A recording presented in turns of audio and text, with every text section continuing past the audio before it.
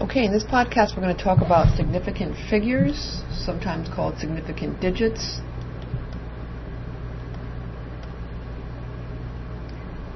Alright, so there's always some uncertainty in our measurements, right? When we looked at measuring with a graduated cylinder, we're always estimating between two digits, okay?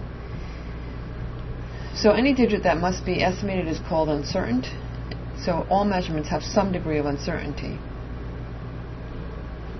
because they're done using instruments, and there's some human judgment that's being made. Okay. So which of these balances has the greatest uncertainty in measurement?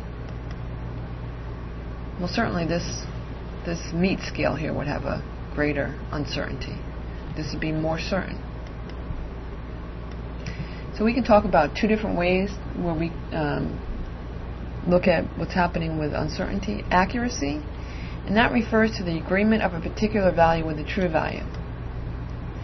Whereas precision refers to the degree of agreement among two measurements. So the difference is, if I have a real value, I know what it is, accuracy reflects how well I got that answer. Precision means how often can I reproduce and get the same answer time and time again. So in this case, the bullseye is the correct answer, and I did not get the correct answer, so it's neither accurate nor precise. But here, while I'm not accurate, I'm not getting the bullseye, I am being precise, because all three arrows came just about the same spot. So it's precise but not accurate. And if I hit all three towards the center of the bullseye, then I am both accurate, because I'm close to the bullseye, and precise, because I got the same value three times. When we do measurements in labs, we talk about two different types of error. One is random error.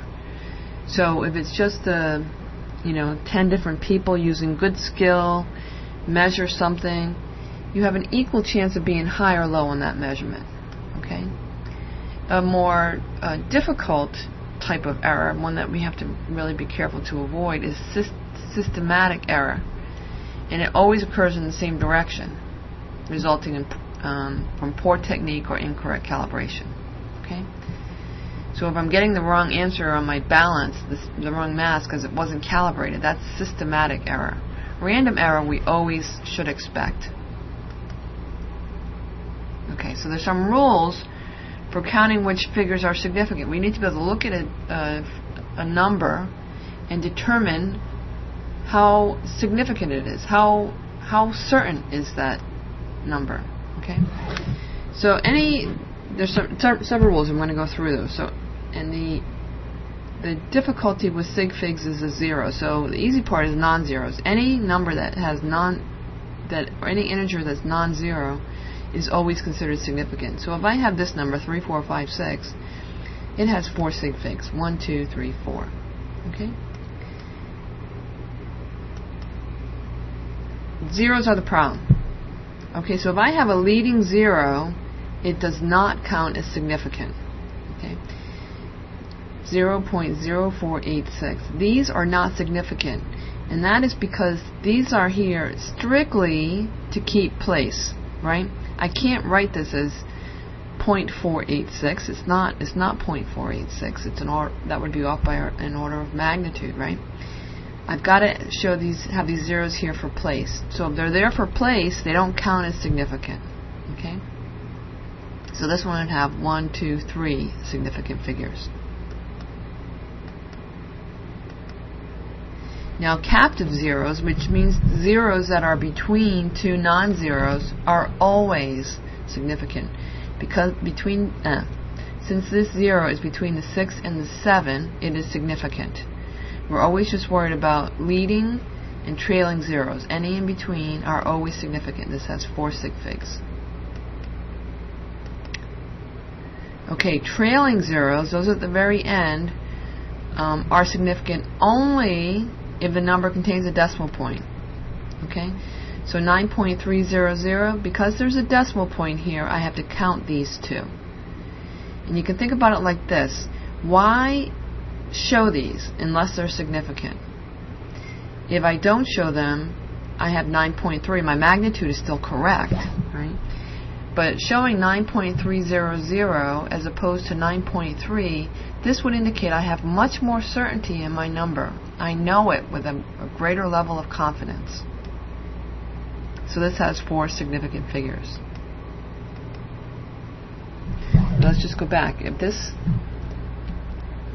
was 9300 without a decimal point, then I would only have 2 sig figs. And that's because these zeros would be placeholders, right? They are just there to indicate magnitude. I can't call it 93. I have to call it 9300. They're there for place, so they are not significant.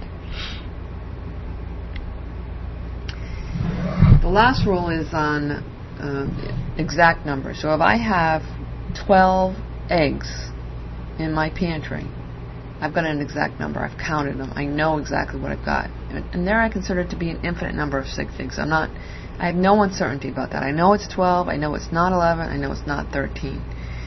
The other thing is any conversion factors. Like if I tell you 1 inch is 2.54 centimeters exactly, then those are exact numbers. And they have infinite number of significant figures. So take a look at these. How many significant figures are in each of the following?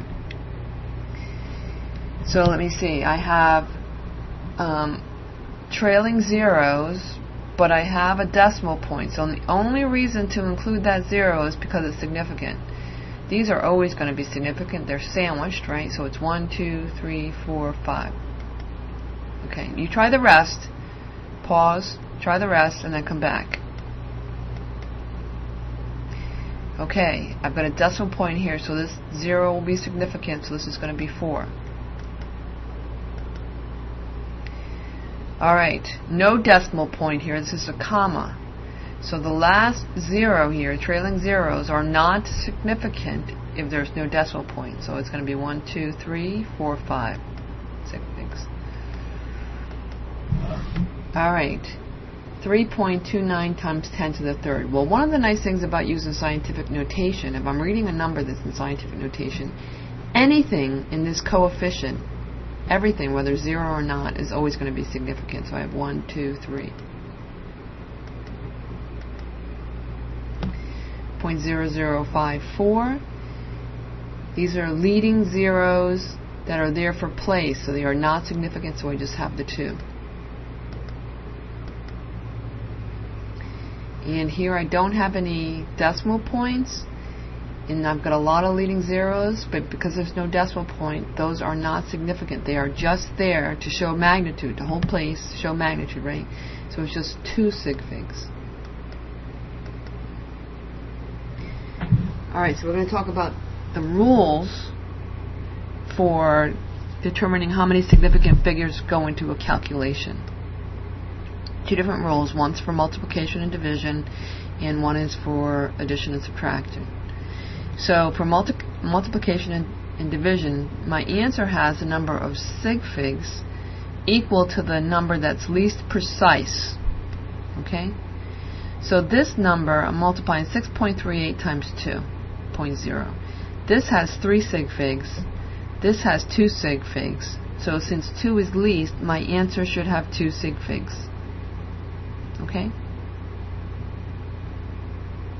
So my answer, if I punch this into my calculator, I get 12.76.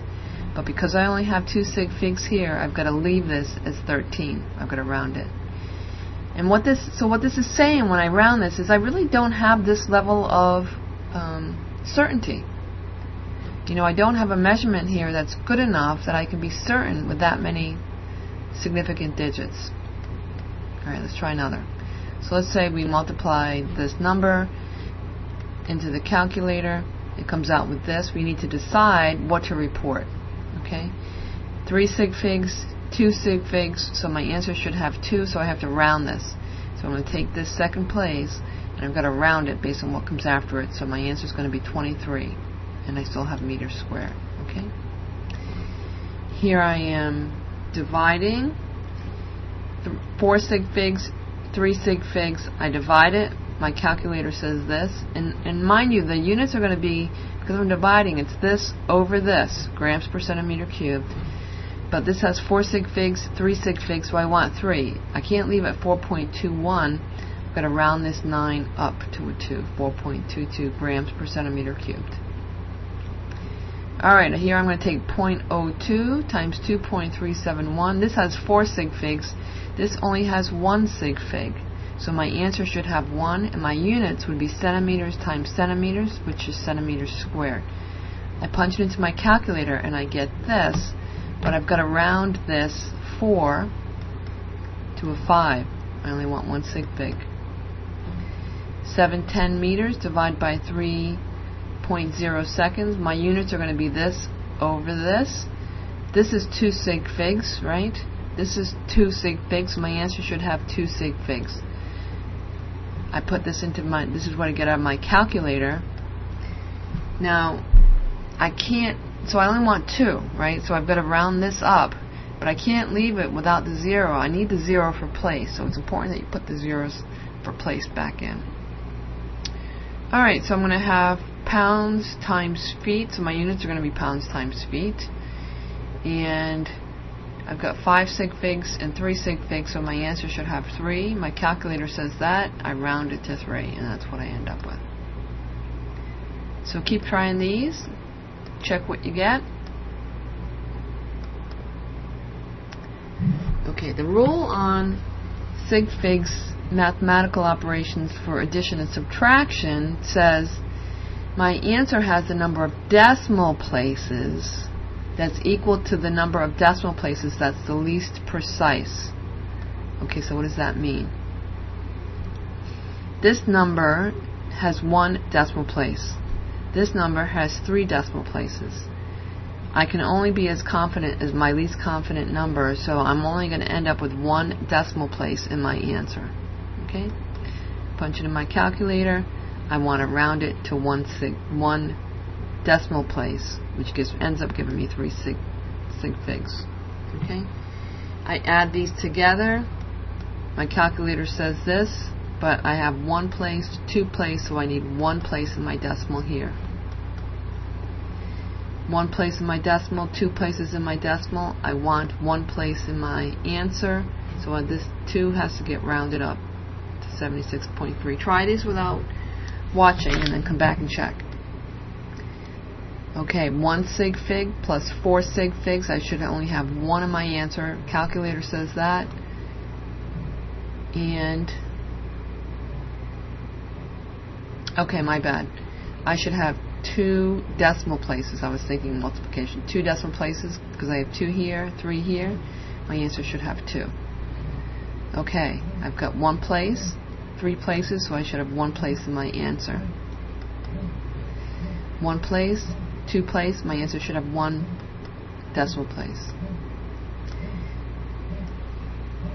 3 decimal places, 3 decimal places, my answer should have 3. So in this case, my calculator says this, I have to add a third because I have that